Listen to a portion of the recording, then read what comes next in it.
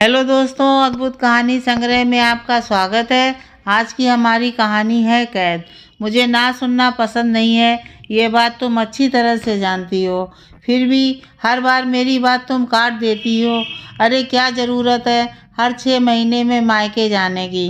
तुम्हारे बिना क्या वहाँ खाना नहीं बनेगा? अपनी माँ से मिलने के चक्कर में तुम मेरी माँ को तकलीफ़ दे रही हो। कभी सोचा है तुम्हारे जाने के बाद मेरी माँ को घर का सारा काम करना पड़ता है? राजेश अपनी पत्नी लता से कहता है। लता बोली, आप तो ऐसे कह रहे हैं जैसे मैं महीनों के लिए जाती हूँ। क्या साल का 8 दिन भी मेरी माँ का मुझ पर अधिकार नहीं है? और मम्मी जी को क्या काम करना पड़ता है? काम वाली आकर खाना बना जाती है, कपड़े धो जाती है और घर का सारा काम तो वो कर देती है। ज़्यादा से ज़्यादा मम्मी जी को दरवाज़ा खोलना और बंद करना पड़ता है और रात में आपको खाना परोस के देती हैं। क्या वो इतना भी आपके लिए नहीं कर सकती? राजेश बोला, तुम मेरे अच्छे व्यवहार का गलत फ़ायदा उठा रही हो। पत्नी हो, प्यार करता हूँ, पर तुम तो बहस पर उतर आई। लता तब बोली, बहुत खूब, आप मुझे प्यार करते हैं तो क्या मैं खराब व्यवहार करती हूँ? कभी ऐसा हुआ कि मैंने आपकी कोई भी बात टाली हो? जब भी मेरे माता पिता के लिए मैं वक्त निकालना चाहती हूँ तो आपको इतना बुरा क्यों लगता है? और मैं आपकी पत्नी हूँ, कोई जेल की कैदी नहीं जो मेरा ना कहना आपको पसंद नहीं है। तभी उधर से लता की सास पूनम जी आईं और बोली, बहू, क्या तुम्हारी माँ ने ये नहीं बताई थी कि शादी के बाद लड़की का घर परिवार ससुराल होता है? तुम्हारा सारा वक्त ससुराल के प्रति तुम्हारी जिम्मेदारी क्या इन सब चीज़ों के बारे में नहीं बताई?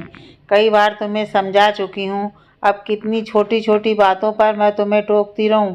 मैं तो सोची थी 4-5 साल हो गए हैं, अब तो तुम समझ चुकी हो, पर तुम्हारा तो अभी भी वही हाल है, हमेशा मायके जाने की रट लगाई बैठी रहती हो। लता बोली, सही कहा मम्मी जी, बहू की गलती ना होने पर भी सास टोकती है, तो वही सास अपने बेटे की गलती पर उसे क्यों नहीं टोकती? मुझे तो आपने कई बार समझा लिया, एक आध बार अपने बेटे को भी समझा लीजिए। शादी करके ससुराल आई हूँ, अपने माँ बाप को त्याग कर नहीं आई हूँ। हर साल मैं जाती हूँ और जब भी जाने का नाम लेती हूँ तो ऐसा ही माहौल बनता है। अब तो मुझे आदत सी हो गई है। पूरा समय आप लोगों का है, पर मेरे जीवन पर माता पिता का भी अधिकार है। ये आज मैं आखिरी बार आप लोगों को कह रही हूँ। इतना कहते हुए लता अपने कमरे में चली गई। उसके जाने के बाद पूनम जी राजेश से बोली, देखा, इसलिए कहती थी लगाम खींच कर रखो, पर नहीं, बीवी आती नहीं कि लड़के लट्टू बन के उसके पीछे घूमते रहते हैं। लो अब नाचते रहो। राजेश बोला, माँ आप भी हद करती हैं, आपकी वजह से मैं उसके सामने बुरा बन जाता हूँ और आप मुझे ऐसी बातें सुना रही हैं। देखा जाए तो क्या गलत कह गई? उसके जाने के बाद आपको काम क्या रहता है, फिर भी आप मुझसे बुलवाती हैं और मैं नासमझ जो उसे हर बार टोकता हूँ। इतना कहकर राजेश भी ऑफिस चला गया। सबकी नाराज़गी को सहकर भी लता अपने माता पिता को मिलने के लिए चली गई। वो जानती थी कि उसके आने के बाद भी पूनम जी कोई न कोई बगैर ज़रूर करेंगी, पर वो इन सब बातों को दरकिनार करके 4 दिन अपने माता पिता के साथ गुजारी और वापस सुबह के 11 बजे अपने घर लौटी। राजेश दफ्तर जा चुके थे। घर की हालत बहुत ख़राब थी। काम वाली के साथ मिलकर लता ने घर की साफ सफाई करना शुरू किया।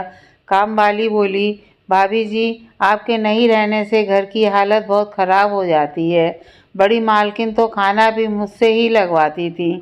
लता हंसकर कहती है कि कोई बात नहीं, उनकी उम्र हो गई है अब आराम करने की। मेरे रहते वो काम करें ये भी तो अच्छा नहीं लगता। तभी पूनम जी आईं और बोली, तुम्हारे बिना भी ये घर अच्छी तरह से चल सकता था, फिर क्यों लौट कर आ गई? लता मुस्कुराकर बोली, मम्मी जी, पूरे साल तो आपकी, आपके बेटे की और अपने इस सुंदर घर की सेवा में लगी रहती हूँ। 4 दिन तो अपनी मर्जी से जी ही सकती हूँ। और जहाँ तक मेरे वापस लौटने की बात है तो एक बार अपने बेटे से ही पूछ लीजिए कि मेरा आना उन्हें पसंद है कि नहीं। जेल की कैदी तो हूँ नहीं कि आप सबकी मर्जी से अंदर और बाहर रहूँगी। मुस्कुराती हुई लता उनकी बातों पर ध्यान नहीं दे रही थी और अपना काम कर रही थी। जब पूनम जी ने देखा कि उनकी बातों का बहू पर कोई असर नहीं हो रहा तो वहाँ से चुपचाप चली गईं और लता मुस्कुराने लगी। शाम को जब राजेश लौट कर आए तो लता को देखकर खुश हो गए और बोले, कब आई? तुम्हारे बिना ये घर सूना सूना लग रहा था। लता मुस्कुराकर बोली, मेरे बिना या मेरे काम के बिना? राजेश बोला, तुम पुरानी बातों को लेकर क्यों बैठी रहती हो? मैं समझता हूँ, पर क्या करूँ? माँ अपनी परेशानियों को इतना मुझे बताती हैं कि ना चाहते हुए भी मुझे तुम्हें कुछ न कुछ कहना ही पड़ता है।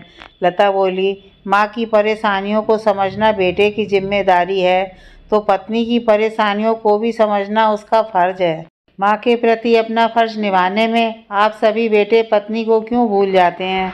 अपने मन की भड़ास जब आप अपनी पत्नी पर निकालते हैं तो आपको महसूस नहीं होता कि आप जेलर और मैं एक कैदी हूँ। राजेश ने आगे बढ़कर अपनी पुरानी बातों के लिए लता से माफ़ी मांगी और कहा, आगे से ध्यान रखूँगा और माँ को भी समझाने की कोशिश करूँगा। बस तुमसे उम्मीद रखता हूँ कि तुम भी मेरी परिस्थितियों को थोड़ा समझो। लता ने मुस्कुराते हुए पति का साथ देने का वादा किया। अब जब कभी लता के मायके जाने की बात होती, उससे पहले ही राजेश अपनी माँ के सामने भूमिका बांधता और उन्हें समझाता कि माँ 2-4 दिन की बात है, हम सब मिलकर संभाल लेंगे और फिर आपके साथ वक्त गुजारने का मौका मिलेगा। और वो समझ भी जाती हैं। यही बात बहू कहे तो सास की समझ में नहीं आती और बेटा कहे तो माँ तुरंत समझ जाती है।